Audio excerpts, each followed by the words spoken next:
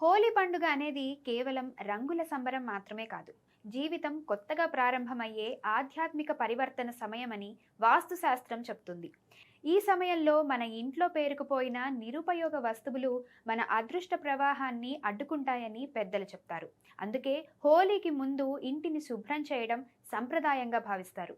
ముఖ్యంగా ఎండిపోయిన మొక్కలు ఇంట్లో ఉంటే జీవశక్తి తగ్గినట్టు భావిస్తారు కాబట్టి వాటిని తొలగించి పచ్చని మొక్కలు పెట్టాలి. చిరిగిపోయిన చెప్పులు కష్టాలను సూచిస్తాయని నమ్మకం. అందుకే వాటిని ఇంట్లో ఉంచుకోకూడదు. అలాగే పగిలిన అద్దాలు మనసులో అస్థిరతను పెంచుతాయని వాస్తుశాస్త్రం హెచ్చరిస్తుంది. పూజ గదిలో విరిగిన దేవుడి విగ్రహాలు ఉంటే వాటిని భక్తితో నిమజ్జనం చేయాలి. ఇక పనిచేయని ఎలక్ట్రానిక్ వస్తువులు ఇంట్లో ఉండటం వలన ఆర్థికంగా ఇబ్బందులు తలెత్తుతాయని జ్యోతిష శాస్త్రం చెప్తోంది. హోలీకి ముందు ఇలాంటి వస్తువులను తొలగిస్తే ఇంట్లో సానుకూల శక్తి పెరిగి మనసుకు ప్రశాంతత, కుటుంబానికి ఐశ్వర్యం, జీవితంలోకి కొత్త అవకాశాలు వస్తాయని పండితులు చెప్తున్నారు.